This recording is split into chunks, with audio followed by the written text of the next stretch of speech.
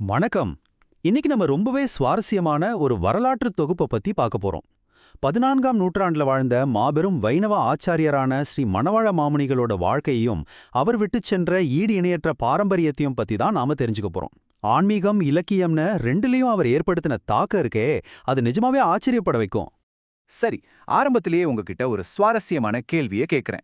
14ஆம் நூற்றாண்டை சேர்ந்த இந்த ஆச்சாரியரை இன்னைக்கு வரைக்கும் மக்கள் ஏன் அன்பா மழைச்சாமி அப்படின்னு கொண்டாடுறாங்க?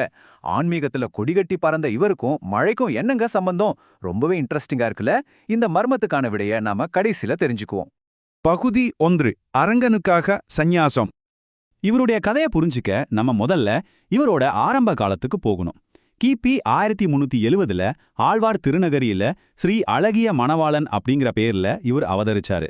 அப்புறம் ஸ்ரீரங்கத்துக்கு குடிபெயர்ந்து 1443ல பரமபதம் அடையிற வரைக்கும் தன்னோட முழு வாழ்க்கையும் அந்த ஸ்ரீரங்கநாதருக்காகவே அர்ப்பணிச்சாரு. ஆனா இங்கதான் ஒரு வித்தியாசமான சிக்கல் உருவானது. இவருடையது ரொம்ப பெரிய குடும்பம். அதனால அடிக்கடி குடும்பத்துல யாராவது இறந்துடுவாங்க. இதனால அடிக்கடி தீட்டு வந்துடும். இப்படி தொடர்ந்து தீட்டு ஏற்பட்டதால அவர் ஸ்ரீரங்கநாதருக்கு தினமும் செஞ்சுட்டு வந்த கைங்கரியங்களுக்கு பெரிய தடை வந்துகிட்டே இருந்துச்சு. இப்படி தடைகள் வர்றத அவரால பொறுத்துக்கவே முடியல. இறைவனுக்கு செய்யற சேவையில எந்த தடையும் இருக்கக்கூடாதுன்னு உலகியல் பந்தங்கள் எல்லாத்தையும் விட்டுட்டு அவர் சந்நியாசமே வாங்கிக்கிட்டாரு. ஸ்ரீ சடகோபஜீயர்கிட்ட அவர் சந்நியாசம் ஏத்துக்கிட்டது தன் கடமை மேலையும் எம்பெருமான் மேலையும் அவர் வச்சிருந்த அசாத்தியமான பக்தியை காட்டுது. பகுதி 2. தமிழ் பிரபந்த காவலர். இது உண்மையே ஒரு மிகச்சிறந்த வரலாற்றுப் பதிவு. பெரியாழ்வார் திருமொழிக்கான பெரியவாச்சான் பிள்ளையின் உரைய கரையான் அரிச்சு அழிச்சப்போ சரியா வாக்கு தூய்மை இல்லாமையினாலே அப்படிங்கிற வரியிலிருந்து தான் உரை முழுசா காணாம போயிருந்தது. மாமுனிகள் என்ன செஞ்சாரு தெரியுமா? தன்னோட அறிவாற்றலால காணாம போன அந்த பகுதிக்கு தானே மறுபடியும் உரை எழுதி அந்த பொக்கிஷத்தை அப்படியே மீட்டெடுத்தாரு.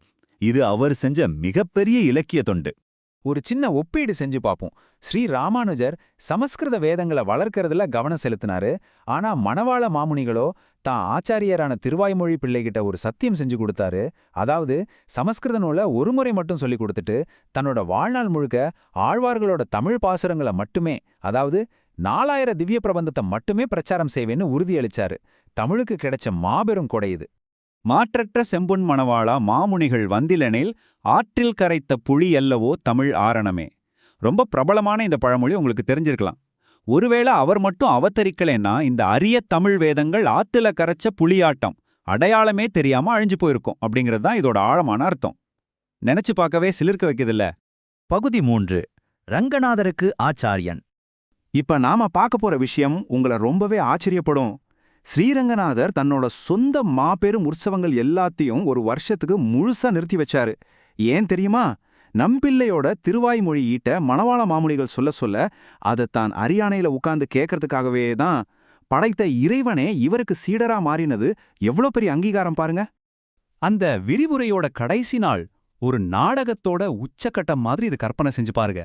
அன்னைக்கு ஸ்ரீரங்கநாதரே ஒரு 5 வயசு அர்ச்சக குழந்தையா நேர்ல தோன்றி ஸ்ரீசைலேஷ தயாபாத்திரம் அப்படிங்கிற புகழ்பெற்ற சமஸ்கிருத ஸ்லோகத்தை ஒரு சீடனா தன் குருவுக்கு சமர்ப்பிச்சார். இன்னைக்கும் ஸ்ரீரங்கத்துல இந்த ஸ்லோகம் கம்பீரமா ஒலிக்கிறத நாம கேட்கலாம். இது உண்மையிலே மனசு தொடுற ஒரு விஷயம்.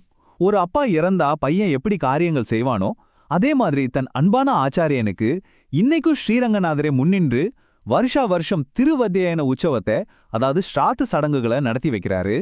பகுதி 4. மாமுனிகளின் நிலைத்திருக்கும் படைப்புகள். அவர் விட்டுட்டு போன மாபெரும் இலக்கிய படைப்புகள் இன்னைக்கும் நமக்கு வழிகாட்டியா இருக்கு. எதிராஜ வின்சதி, ஸ்ரீ வசனபூஷணம், தத்வத்ரயம், ஆச்சாரிய ஹிருதயம், ராமானுஜ நூற்றந்தாதி, இப்படி பல சிக்கலான ஆன்மீக தத்துவங்களுக்கு சாமானிய மக்களும் ஈஸியா புரிஞ்சிக்கிற மாதிரி அவர் மிக தெளிவான உரைகளை எழுதி வச்சுட்டு போயிருக்காரு. பகுதி 5. ராமானுஜரின் மறு அவதாரம். சரி, இப்போ ஒரு சுவாரஸ்யமான கணக்க பார்ப்போம். மரபுப்படி ஸ்ரீ ராமானுஜர் 200 வருஷம் வாழணும்னு ஒரு விதி இருந்துச்சு. ஆனா அவர் 120 வயசுலே வைகுண்டம் போயிட்டாரு. விடுபட்ட அந்த மீதமுள்ள 80 வருஷங்களை நிறைவு செய்யறதுக்காகவே ராமானுஜரே மணவாள மாமுனிகளா மறு அவதாரம் எடுத்தாரு அப்படிங்கிறது பூர்வாச்சாரியார்களோட ஆழமான நம்பிக்கை. நம்ம ஆரம்பத்துல கேட்ட அந்த மழைச்சாமி மர்மத்துக்கான பதிலும் இங்கதான் ஆரம்பிக்குது. அது எப்படி சொல்றீங்கன்னு நீங்க கேட்கலாம். ராமானுஜரோட அவதார நட்சத்திரம் சித்திர மாசம் வர்ற திருவாதிரை. அதுக்கு சரியா 6 மாசம் கழிச்சு வர்ற ஐப்பசி மாசம் மூல நட்சத்திரம்தான் மணவாள மாமுனிகளோட அவதார நட்சத்திரம். இந்த துல்லியமான காலக்கணக்கு அவங்க 2 பேருக்கும் இடையில இருந்த ஒரே ஆன்ம தொடர்ப ரொம்ப அழகாவே நமக்கு உணர்த்துது.